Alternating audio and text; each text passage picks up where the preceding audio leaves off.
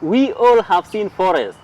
We have likely come across these valuable habitats at one point in our lives, either walked in them, seen them on television, or perhaps appeared in our dreams. What some of us may not know is that forests support life on Earth. Invaluable ecosystem services provided by forests and other inhabitants form the basis of human prosperity and well-being. Forests give us the air we breathe and the water we drink. Billions of people depend on forests for livelihoods, including food, clothing, and shelter worldwide. Nearly half of the world's species, including some of the most endangered ones, call forests home. Unfortunately, forests are also some of the most threatened habitats. Human activity is the leading cause of forest degradation. The after effects of this degradation are now manifesting themselves in the challenges we face in our day-to-day life. Our show today focuses on forests. Stay tuned as we discuss forest conservation in Kenya in this episode of Nature Matters.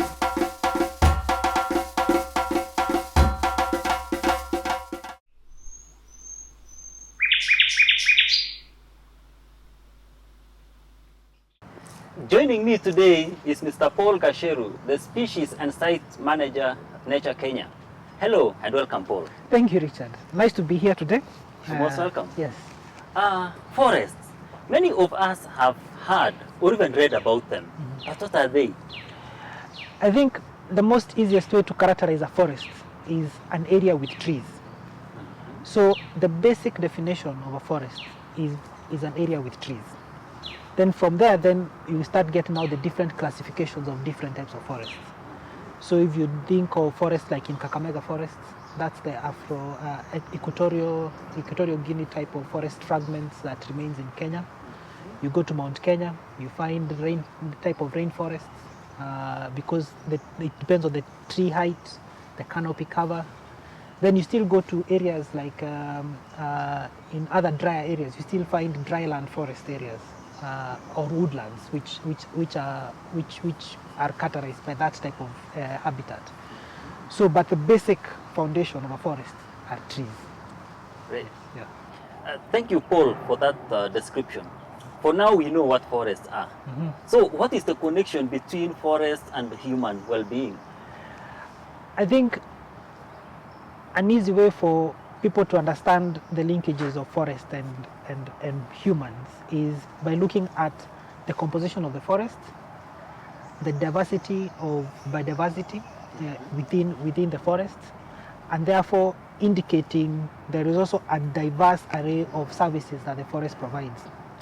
And these services are available to human beings, basically. So if you look at a forest that is significantly diverse in tree species, like especially the indigenous forests, you find there's a correlation with significant high diversity of species, mammals, birds, insects, etc. And therefore, there is as well as similar characteristics of ecosystem services, diverse as well, that are provided by the same forest, which the services like pollination services or water, climate regulation, etc., that these are also linked or are available to human beings as well, because we take ourselves, we should take as human beings as part of the ecosystem. The same way you look at an elephant, so is a human being with a connection with the forest. So there's a close correlation between healthy forests and human well-being, because with healthy forests you find people are able to access services like water or services like honey production, as an example. You find people, those indigenous communities or those local people that live in close proximity of forest have higher yields of honey, as an example, that if they do apiculture. So basically there's that correlation between healthy forests and human livelihoods, basically. Yeah. Interesting. Wow, that's amazing. Indeed, forests are valuable. Without them, life will be so unbearable. Not only to human beings, but also to other species that directly depends on them. Indeed. So, what percentage of Kenya's land mass is covered by forest? Kenya is a relatively diverse country. And at the moment, it is approximated that Kenya forest cover is around is between 5 to 7%. And you know, we have areas that we have gazetted forests, which are gazetted by the national government and county governments at current, and those areas that either gazetted as forest areas, right? And that area has not changed because the boundary will not change. Eh? So there was a reclassification of forest cover to tree cover, which would help now to account for tree area or tree cover that is outside formerly protected areas. So someone's private land can contribute to the tree cover within the country. So at the moment in Kenya, we don't talk about forest cover, we talk about tree cover, because then that accounts for areas that are protected and areas within private lands, etc. So in that case, then it helps in accounting for the tree cover within the country. So, and that tree cover at the moment, we are at around that 5 to 7%, and Kenya is aiming towards reaching a minimum of 10% of tree cover within the country. Clearly, there is a need to increase our national tree cover to attain the national minimum. Mm-hmm. As a matter of concern, what are the major threats facing forests in Kenya? Yeah, I think indeed Kenya needs or has committed towards reaching the minimum of around 10% tree cover, up from around 7%, as I mentioned earlier. So you find there are diverse array of threats that are facing our forests, mainly one being illegal tree harvesting. Yeah? Given there's high demands for things like fuel wood, charcoal, for powering our households, because that's a main source of cooking energy for many households within our country. So there's a high demand for wood biomass, which significantly threatens our forests. And then, and two, you find there is also direct impact of human incursion and encroachment into forests. Because of increased human populations, you find people are invading into forests to derive services from them, especially like farming. We have seen the cases, reports happening in the Mau forest, where people have gone into forests, gazetted forests, and are doing crops and have settled there. That has been a significant threat to the forest within our country. And then there's general elements of climate change that, which is with the warming of our environment, we are seeing the capability of forests coming back, becoming much more difficult. Yeah? Because you find indigenous trees take a long time to establish themselves. So once a tree is cut, a tree might be around 100 years. By the time you get that tree back, or a tree to be that size again, is another 100 years. So you find those elements of climate change are generally also affecting our forest cover across board. Though that's not the biggest threat overall. I think our biggest threat for our forest is human beings and extraction of fuel wood and the encroachment within our forest.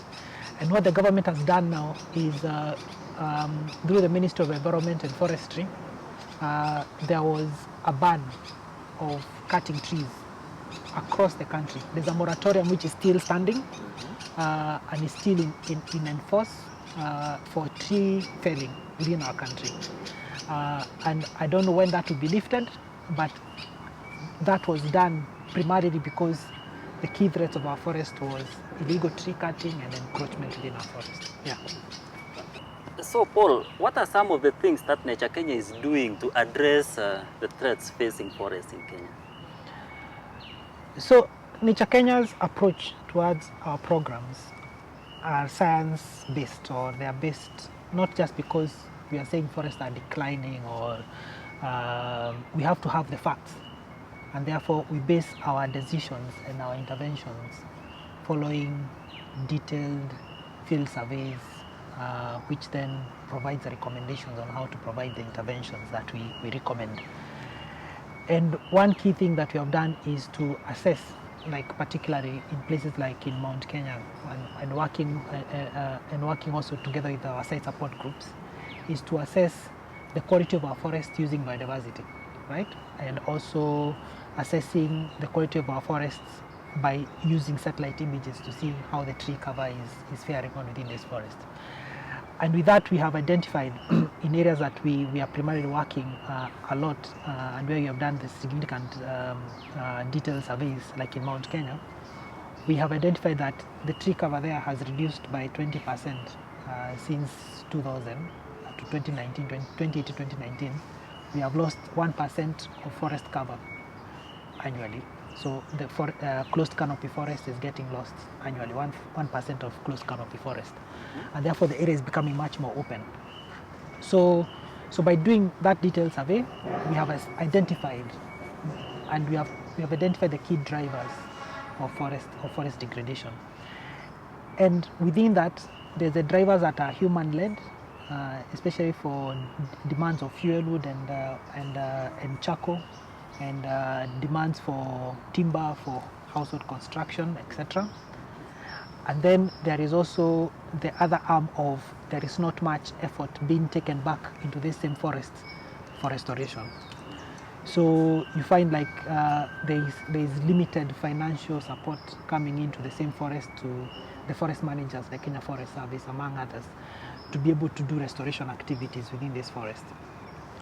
So we identified some of those issues that provide the threats towards reviving or restoring our forests. And with that, then Nature Kenya identified key areas that we could come in to provide, innovative responses towards reclaiming or restoring the degraded parts of the forest. And one key area is supporting direct restoration of the forests through looking for partners to provide financing for forest restoration, as well as providing other incentives basically for forest restoration. And within that, given that you're not getting a lot of external financing for forest restoration, we have developed a business case scenario where we try to incentivize or to try to catalyze discussion with private sector so they see the connection of their business sustainability and forest health.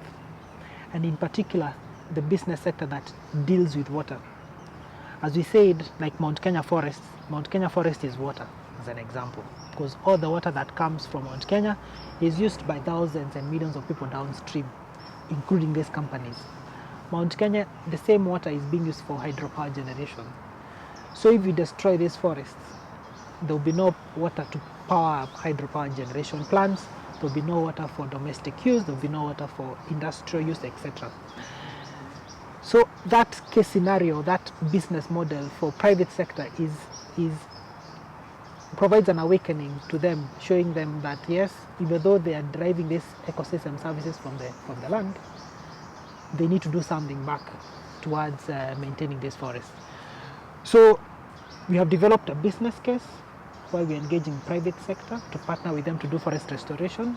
There is actual direct restoration of areas that have been identified to be in urgent need of restoration, working closely with community forest associations and site support groups across board to actually do direct restoration of the land, as well as supporting the national government and especially the Kenya Forest Service to help them or to support them to get more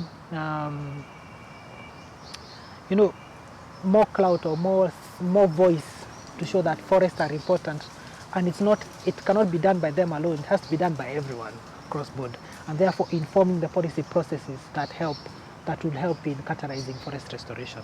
Yeah. So Paul, what are some of the Nature Kenya's key achievements in forest restoration? We have had a number of achievements in forest restoration. One being indirect restoration. direct forest restoration, whereby like in Mount Kenya, for instance, the past 3 years, Mount Kenya Forest, we identified approximately 6,200 hectares in urgent need of restoration. And we have been supporting and collaborating with community forest associations to do direct restoration. And we have achieved around 1,800 hectares of forest that have been restored through direct planting. And we are assessing those sites to see how the survival rate is. And I can say that in such a site, we have been able to achieve around 85 to 90% of survival rate of the trees that have been planted. So that's one. We are also using that as a case study, broadening it up towards other sites like in Tana Delta, where we are working towards restoring around 10,000 hectares of degraded areas within Tana Delta. Not all on forests, but both forests and other type of habitats, including grasslands and farmlands as well, that will need to be restored within the next 5 years. So our case here in Kenya has been quite a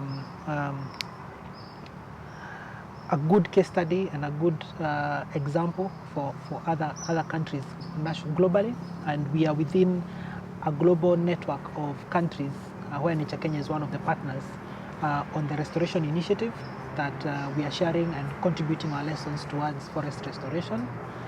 And then also within the Forest and Landscape Accelerator Global Program, which is being coordinated by BirdLife, by showcasing our work on forest restoration within our country.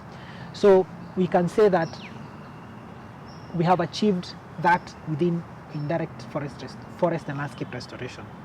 Then two, we have been able to develop and collaborate with national and county governments to develop policy frameworks that would help in contributing directly towards forest restoration, because this is important overall, because without policy frameworks we might not be able to mobilize for resources that are needed for forest restoration.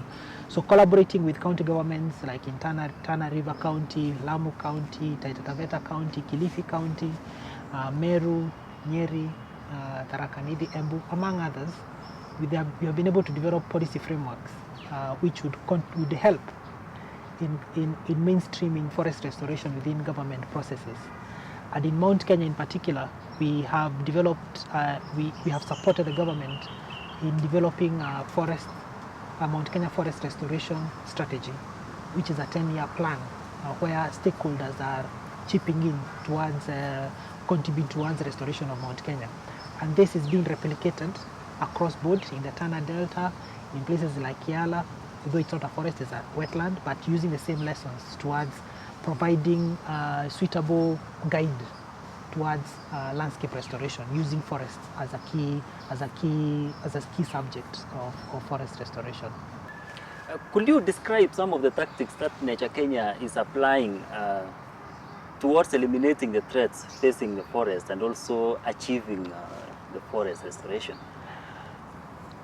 So, as I mentioned earlier, one of the key threats to forests is issues of demand for fuel wood for households, or for powering basically households for cooking. So both charcoal and firewood is the main drivers for main pressures for the forest. Yes. And within that circle, that component, Nature Kenya is supporting household levels to adopt to energy efficient cook stoves. And this energy efficient cook stove use less firewood, so therefore providing a chance for the forest to regenerate. So where you find if a household was using one headload of fuel wood per day, now they're using the same headload of fuel wood for at least 3 to 4 days. So therefore reducing the demand for going back to the forest or going back to this woodland to get firewood.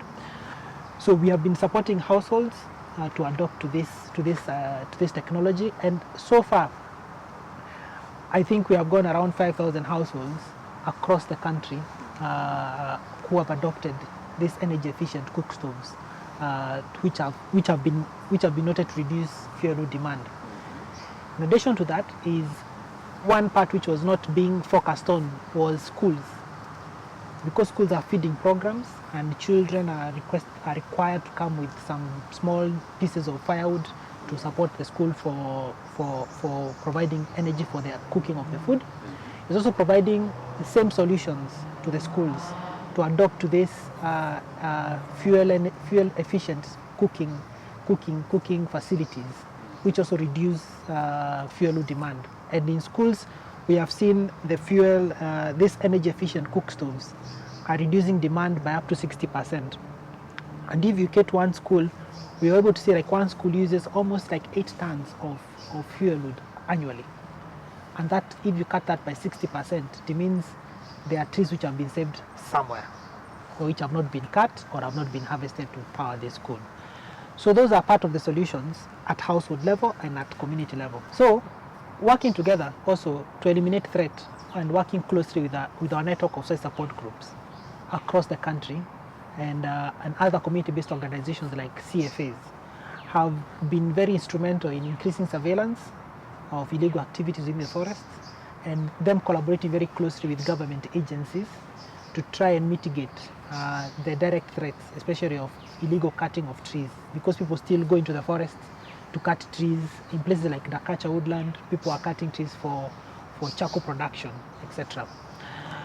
Then we are also supporting and collaborating with the community groups towards propagating tree seedlings as one approach of forest restoration, where the communities are able to propagate tree seedlings, certain indigenous species, to be able to plant into the forest, but also providing other suitable agroforestry trees which can be planted on farmland, which would provide or serve to provide alternative sources of firewood or alternative sources of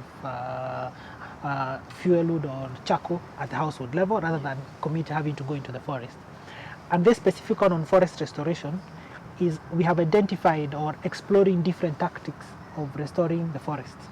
It's not just about a tree seedling, but looking at other approaches like wild seed collection and getting those seeds and moving them to another location, collecting of wildlings in the forests. This is documented very well by Kenya Forest Service and Kenya Forest Research Institute, that the approaches that can help in forest restoration up and above improving management. So using those different tactics of forest restoration. And then finally is working working towards identifying vulnerable forest areas that do not have formal protection, by looking at approaches of providing some level of protection through approaches like leasing land for conservation and purchasing of land for conservation. And this has been achieved in areas like in Dakacha woodland and in Taita Hills, because overall, by having land which has been secured for conservation, then that improved management would eventually restore, by improving the management of the land, would eventually restore that area, because then there is reduced incursions within this area. So land purchase and land leases is also an approach that Nature Kenya is applying towards securing our forest areas, especially in areas that are not protected. And all this work is made possible by all our partners that we are working with who are providing financial support and technical support towards ensuring that the work goes. Like we have the Darwin Initiative, we have the Wildland Trust, Rainforest Trust as well, BirdLife International, RSPB. We have a wide array of partners who are providing significant financing to help us to achieve this significant objective for forest and landscape restoration, and because financing is core towards all this work that we are doing. Yeah, one key thing about restoring or removal of threat from our forests is partnerships, and we cannot achieve what we are doing as Nature Kenya without the partners that we have and supporting our vision towards ensuring that our forested key biodiversity areas are safeguarded. And we have seen, we have partners like the GEF who are providing financial support towards our programs, restoration programs. We have partners who are providing technical support like the RSPB, BirdLife International. We have donors or financiers from donors like the Danida through DOF to our work within Arabuko, Sokoke, Taita and Dakacha Woodland, and as well as private sector here in Kenya that who have been contributing and supporting us to achieve our vision of forest restoration, as well linking it up with their sustainability programs. Like Kenya Breweries, as an example, have restored 300 hectares of forest within Mount Kenya and Abadeas areas through support to Nature Kenya to the community forest associations within those sites. We have now others who are coming up, like Coca-Cola Company coming up as well. And all this work is enshrined in partnership, because no one can single-handedly restore our forest in Kenya. It's not Nature Kenya alone, it is everyone within our country that has to take that responsibility and ensure that they are contributing. And it's not just contributing, but contributing the right amount towards to ensure that the forest succeeds, or the survival rate of the trees is achieved overall. It has been a privilege having you all in our show today. To conclude, can you tell our viewers how they can play a part in forest restoration? I think everyone has a connection to the forests, and everything that we have in our households is connected to the forests. The water we are drinking is derived from the forests, our catchment areas of Abadeas, Mount Kenya, among other catchment areas within the country. The same water is used for power generation. The electricity we are enjoying comes from hydropower as one of the major sources of power generation within our country. And the food we're also eating in our households is connected to our forests, because the water, the rain, has a connection with the forests. So therefore, everyone has a responsibility towards ensuring that the forests are well maintained and restored. One key thing is Nature Kenya provides that opportunity because Nature Kenya is a membership society, and you becoming a member of Nature Kenya, you will be contributing to the vision that Nature Kenya has and the mission towards connecting people with nature for a sustainable future. So by becoming a member of Nature Kenya, all the things that Nature Kenya is doing on restoration, your financial support of being from membership will be contributing towards the goal of forest restoration. In addition, you can, as an individual, can become active within your location towards supporting and advocating for forest restoration activities, for landscape management, because without the community voice, the government tends to be deaf and assume or ignorant to what people require on the land. So by being an advocate in your area, let your voice be heard by the government, let your voice be heard by your people, and by creating that awareness, we'll also be ensuring that our environment is moving within the same line towards achieving sustainable forest management or sustainable land management, forest restoration, and among other things. So as an individual, you can contribute your finances. As an individual, you can contribute your time. As an individual, you can contribute your expertise. As an individual, you can contribute even just your time to come and participate in planting a tree when that time comes. So everyone has a responsibility. Thank you, Paul, for the wonderful conversation. I believe you have gained some insightful knowledge on forests and restoration. As we usher in the United Nations Decade on Restoration, I hope we will all play a part in preventing, halting, and reversing the degradation of our valuable ecosystems. If you've enjoyed the show, let us know by liking this video or writing a comment below. Please remember to subscribe to our channel and to hit the notification bell to get alerts of our latest uploads. See you next time.